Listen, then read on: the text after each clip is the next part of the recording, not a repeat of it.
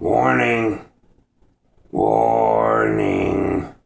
The following video you're about to view will contain language of an adult nature, views and opinions nobody will agree with. Viewer discretion is highly advised. If you don't want to hear harsh language, please stop watching now. If you don't want to be offended in any way, please stop watching now. Continue to watch and you remain offended. It's your own fault.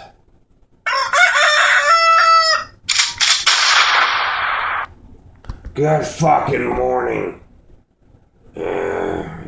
Morning and I'm barely fucking moving.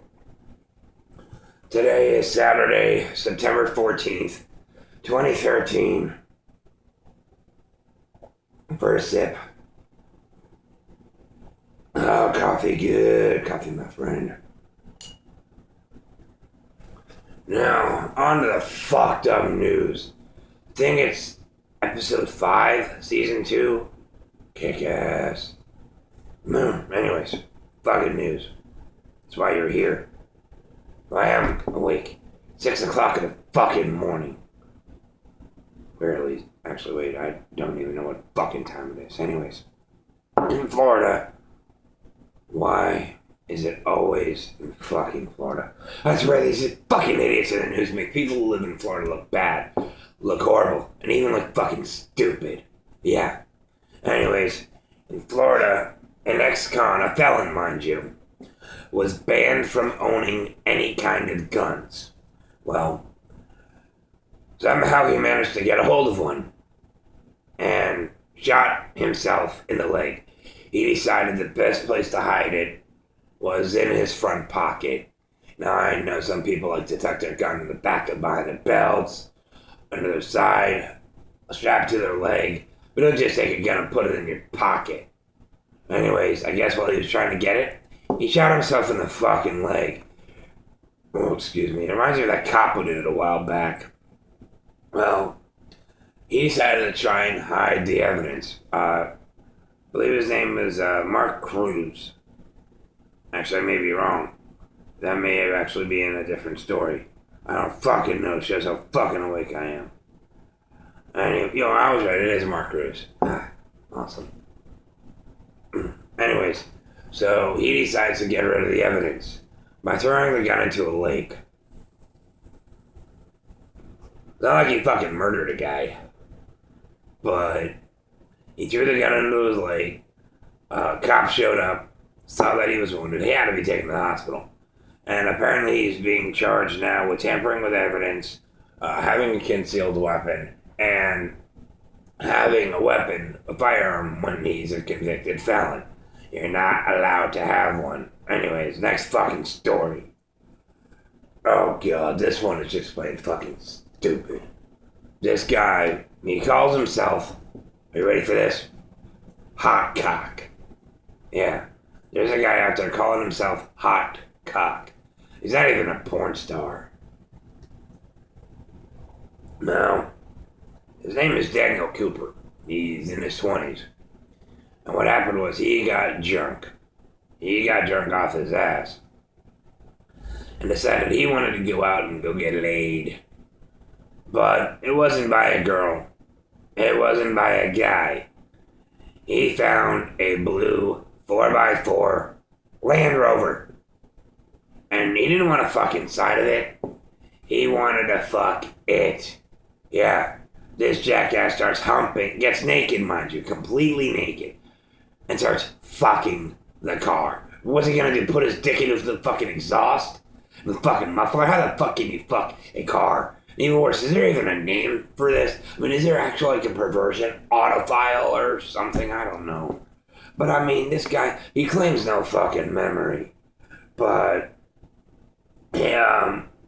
apparently it wasn't even his car, which means he cheated on his car. Is he an autophiliac? Car-aphiliac? Truck-aphiliac? I don't fucking know. For every phobia, there's a philia. And for every philia, there's a phobia. So if you're arachnophobic, that means arachnophiliacs are out there who like having sex with spiders. Or even worse, necroarachnophilia. People who want to fuck dead spiders. God God, there's some scary fucking people in this world.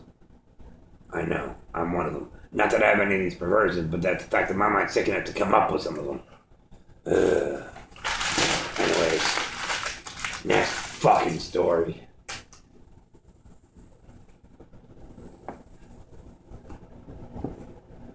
This one is just plain idiotic. It's horrible that this happened. But what's even more stupid is the restaurant's answer to this. I don't know what state this is in, but there's a restaurant called Frederico's. It's a Mexican restaurant. You like how I pronounce that? Frederico's. Fuck it.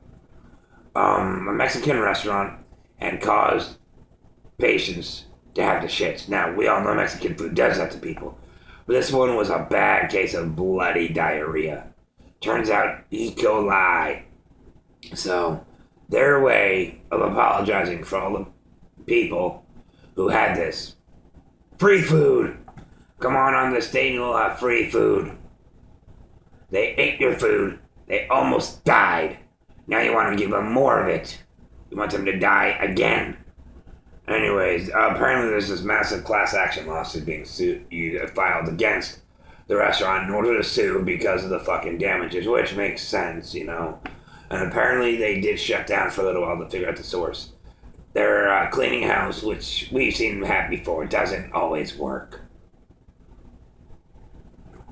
They're getting sued. So what they're doing is once they reopen, free food. I don't think the people who got this sickness are ever going to eat from you again. And you're just like, here, have some more of the food that almost killed you. Yeah, that's alright. Maybe that's their plan. Kill them off so this way they don't sue. Anyways, next fucking story.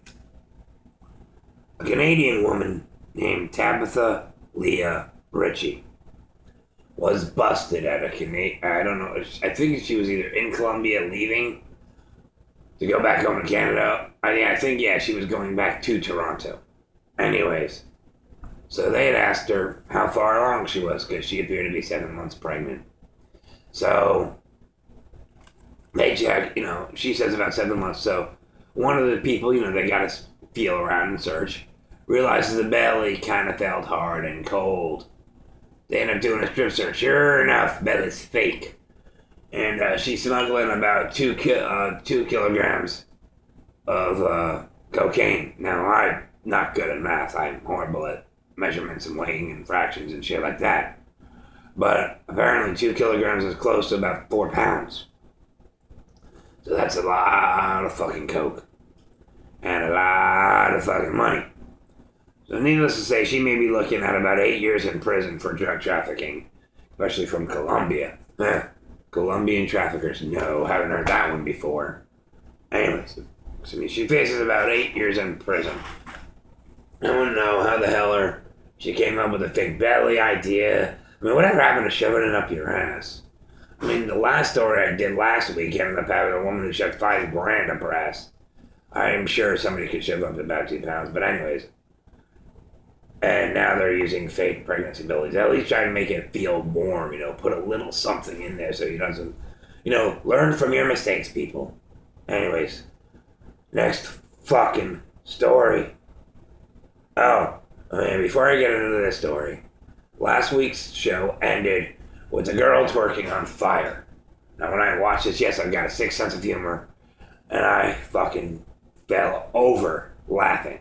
I was literally sitting on the floor, Indian style. I hate that terminology, just cross-legged, watching the video. When I saw her catch on fire, I literally fell over and then fell backwards. I was laughing so fucking hard. Now, also in the last video, I said it seemed too elaborate. Everything was just too perfectly set up and that I thought it was fake. Well, newsflash, I was right, like I usually am. Yeah.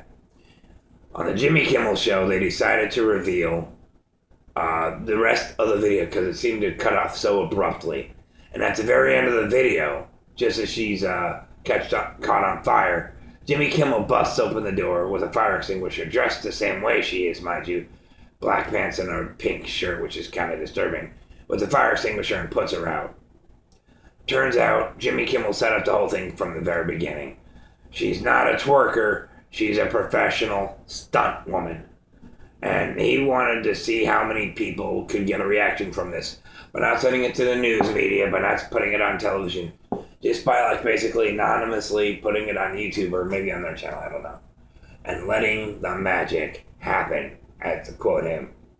And with it, 9 million hits in like a week. And now my question to you is, am I fucked up for thinking it's not funny anymore? It's lost its magic.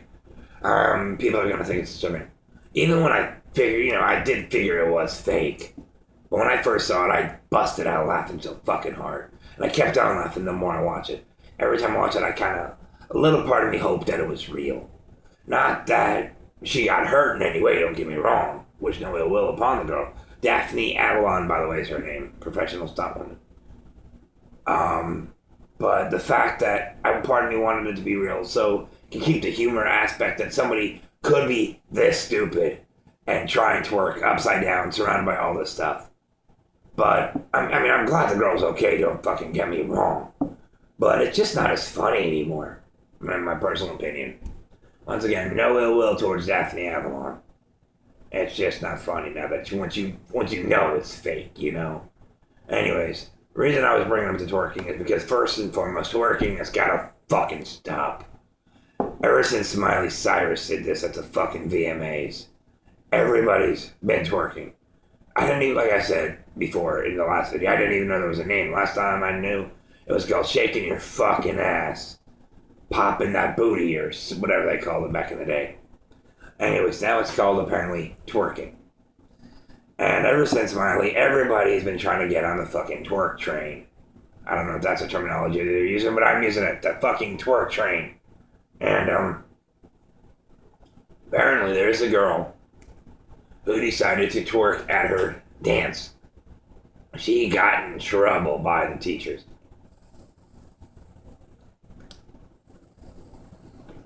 Said it was too sexual. Something's wrong with this thing, it's not working. Anyways, yeah, they said she was being way too fucking sexual. So she got in trouble. When her dad found out, he said, no more dressing slutty, no more twerking. And because of it, she wanted to be able to go to her next dance. She flipped out on him saying, I can twerk if I want to, blah, blah, blah. So he got a little bit even.